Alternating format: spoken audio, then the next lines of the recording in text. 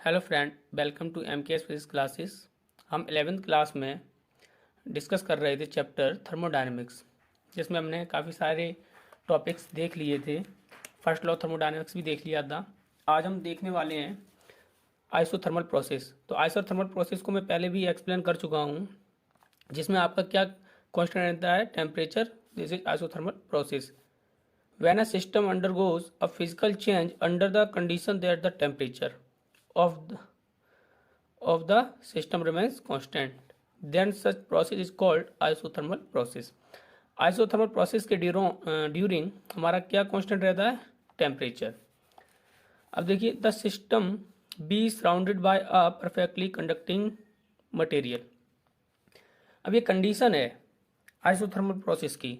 अगर isothermal process जिस भी सिस्टम पर हो रहा है, उस सिस्टम की जो सराउंडिंग या बाउंड्री बोल लीजिए, वो कैसी होनी चाहिए, परफेक्टली कंडक्टिंग मटेरियल, जिससे कि हीट एक्सचेंज हो सके surrounding to system, system to surrounding. In this process takes place very slowly.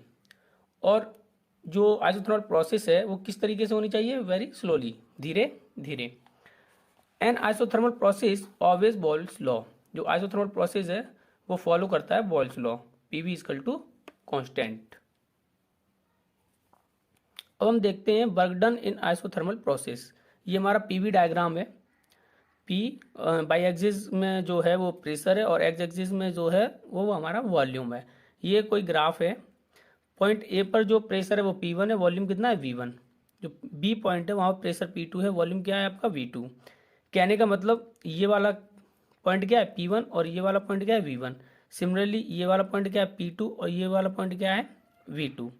ठीक है, अब हमें वर्क डन फाइंड करना है, तो हम क्या करेंगे, इस कर्व का एक स्मॉल वॉल्यूम एलिमेंट ले लेंगे dV। जैसे सपोज दैट हमने E से F तक एक स्मॉल वॉल्यूम dV एलिमेंट लिया है, ठीक है, ये dV। अब इसमें पहले हम वर्क डन फाइंड करेंगे। तो dV में वर्क डन फाइंड करने के लिए ये स्मॉल एलिमेंट है या स्मॉल वॉल्यूम है, तो इस स्मॉल वॉल्यूम के लिए जो हम प्रेशर है वो कांस्टेंट एज्यूम कर सकते हैं।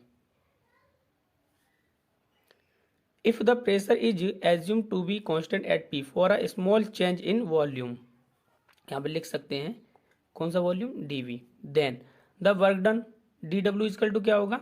देखिए, अगर जो PV जो डायग्राम होता है हमारा P और V के बीच, PV में जो कर्व होता है वो वॉल्यूम से जितना भी एरिया बाउंड होगा, this is known as work.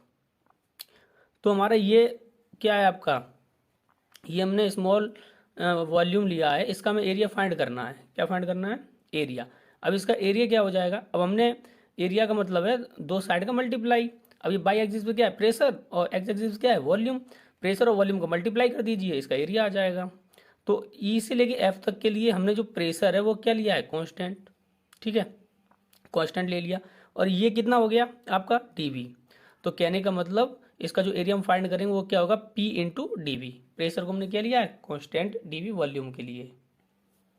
तो dW इक्वल टू हम क्या लिखेंगे, P dV। Work done from process A to B। अब A टू B हमने वर्क डन फाइंड करना है। तो A टू B में देखो क्या था, A पर वॉल्यूम क्या था हमारा V1 और B पर वॉल्यूम क्या था V2। तो क्या लिखेंगे, W equal to integration DW की वैल्यू पुट करेंगे P dV।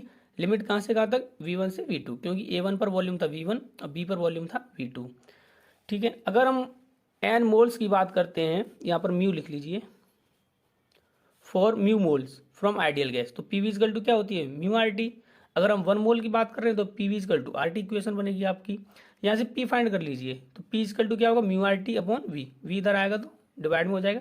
This value put in equation, this P की वैल्यू इसमें पुट कर दीजिए। तो डब्ल्यू इक्वल टू आपका क्या बनेगा, डब्ल्यू इक्वल टू हमारा बनेगा इंटीग्रेशन V1 से V2 पी डीवी। पी की वैल्यू क्या है, mu R T upon V into DV.